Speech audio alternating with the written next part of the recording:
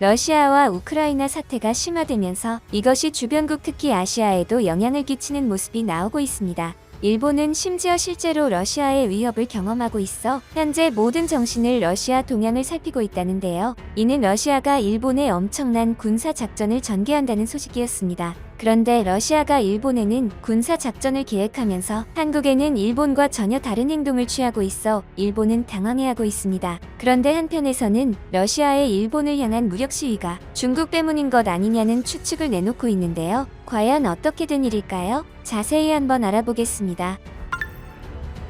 구독과 좋아요 한 번씩 부탁드립니다. 현재 러시아는 하루에 약 25조 원 이상의 비용을 전쟁에 쓰고 있는 것으로 추정됐습니다. 이는 한국의 국방 예산을 단 이틀 만에 소진하는 셈입니다. 이 같은 비용은 시간이 흐를수록 막대한 부담이 되지 않을 수 없습니다. 이처럼 러시아가 천문학적인 비용을 쏟아붓고 있는 상황에서 오늘 러시아와 우크라이나가 화상으로 회담을 이어간다고 밝혔는데요. 이 자리에서는 휴전 등을 포함한 다양한 안건이 다뤄질 것으로 보여진다고 알려졌지만 현재 러시아는 휴전을 할 생각이 없다는 것이 전문가들의 의견입니다. 실제로 러시아가 현재 중국에 도움을 요청했다는 보도가 나왔습니다. 미국 일간 뉴욕타임스는 이날 러시아는 또한 미국과 유럽, 아시아 등 30여 개국의 광범위한 제재로 인한 경제 타격에 대응하기 위해 중국에 추가 경제 지원을 요청했다고 한 관리를 인용해 전했습니다. 서방의 제재로 러시아 루블화 가치와 러시아 채권 매매액은 급락했고 스위프트에서 퇴출된 러시아 중앙은행 등이 자금 압박을 받고 있습니다. 이와 관련 블룸버그 통신은 호주 뉴질랜드 은행이 러시아의 중국 채권 보유 규모를 1,400억 달러라고 추정한다며 러시아가 이를 통해 자금 압박 회피에 나설 수 있다고 분석했습니다.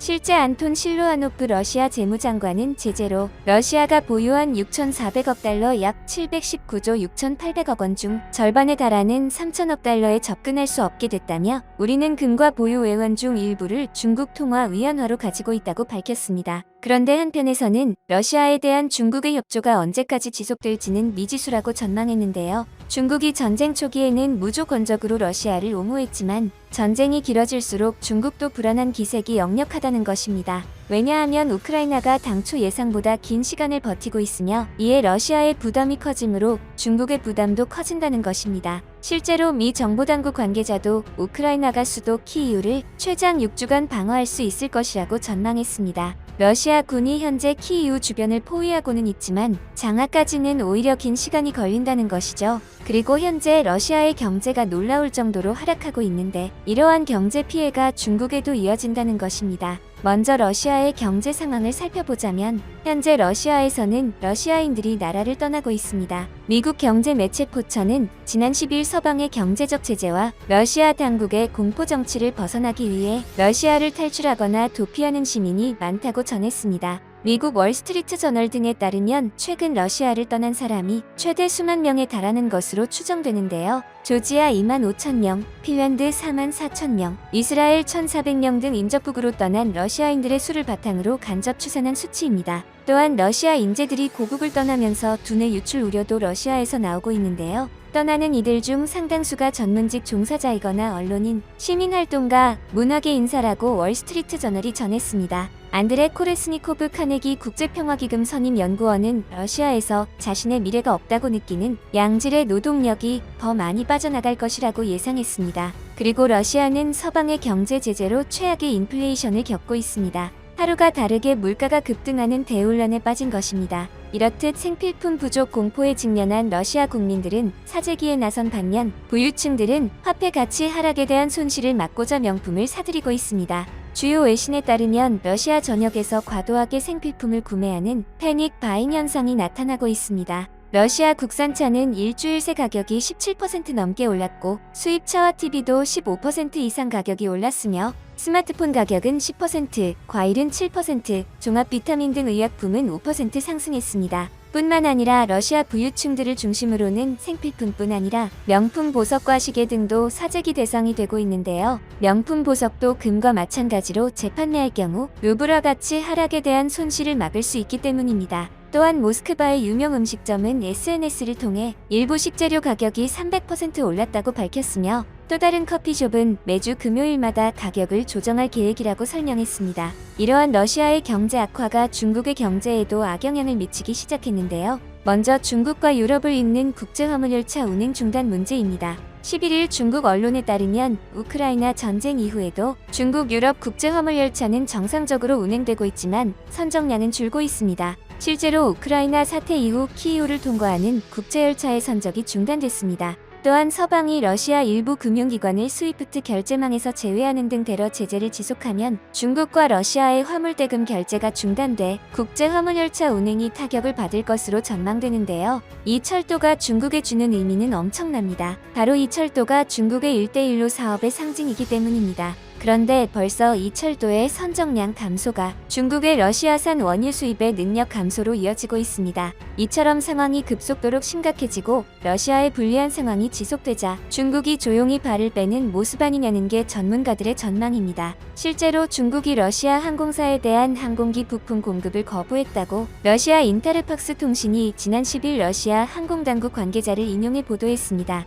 통신에 따르면 이날 모스크바에서 열린 항공기 정비 보수 컨퍼런스에서 발레리 쿠디노프 러시아 연방항공운송국 정비관리국장은 러시아는 항공사들이 자체적으로 부품을 공급할 수 있는 업체를 찾도록 지시했다며 중국에도 요청했지만 거절당했다는 정보를 받았다고 말했습니다. 그러면서 다른 나라에서 기회를 찾을 것이라며 파트너인 터키나 인도가 될 것이라고 밝혔습니다. 우크라이나 침공을 둘러싼 서방의 제재로 러시아 항공사들이 심각한 압박을 받고 있음을 인정하는 동시에 중국으로부터 아무 도움을 받지 못하고 있다는 사실이 공개된 것입니다. 중국이 이와 같이 러시아를 무조건적으로 도와주지 않는 데는 이유가 있다는데요. 바로 얼마 전 러시아가 대러시아 제재를 한 서방 국가들을 비호국으로 지정했죠. 그런데 그 비호국에는 대만도 포함되었습니다. 이것이 기분이 나빴던 것입니다. 이처럼 러시아와 중국 사이가 무조건적인 사이에서 멀어지는 모습입니다. 그런데 중국과 멀어지고 편한 러시아의 불똥이 일본에 튀고 있다고 관계자들은 보고 있는데요. 실제로 러시아 군대가 최근 일본 주변에서도 수상한 활동을 부쩍 늘리고 있는 것으로 확인됐다고 일본 아사히 신문이 13일 보도했습니다.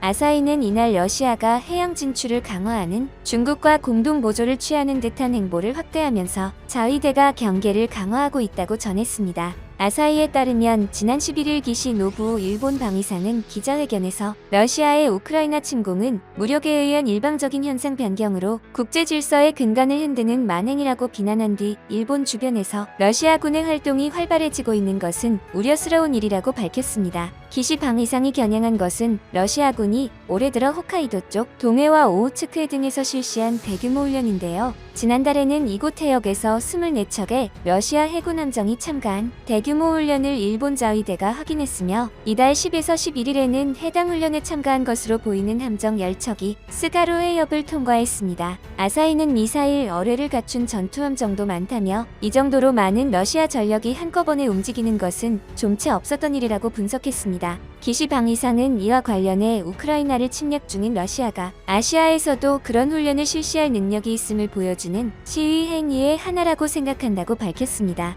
일본 방위당국은 최근 나타나는 러시아군의 움직임이 동중국해와 남중국해에서 해양 진출을 강화하고 있는 중국과 보조를 맞추고 있다는 점에 주목하고 있는데요. 이에 대해 방위성 내에서는 섬뜩한 도발 등 격한 우려가 나온 것으로 전해졌습니다. 한편 일본이 이처럼 러시아의 도발을 두려워하는 데는 이유가 있는데요. 일본은 얼마 전 러시아에 경제 제재를 가하며 러시아와 분쟁 중인 쿠릴 열도에 대해 쿠릴 열도는 일본 영토라고 말했기 때문인데요. 아직 양국이 분쟁 중인 상황에서 일본의 일방적인 발언이 러시아를 자극했다는 주장입니다. 또한 푸틴 러시아 대통령은 지난 9일 쿠릴 열도에 4개 섬에 면세 특구를 창설하는 법안에 서명했습니다. 이에 일본 정부 대변인 마스노 히로카즈 관방장관은 10일 이에 대해 유감이라며 다시 한번 러시아 측에 일본의 입장을 전달했다고 밝혔습니다. 한편 푸틴 러시아 대통령은 한국의 대선이 끝나자마자 윤당 선인의 축전을 보내 한국을 비호국으로 설정했지만 축전을 통해 협력 의지를 내비쳤습니다.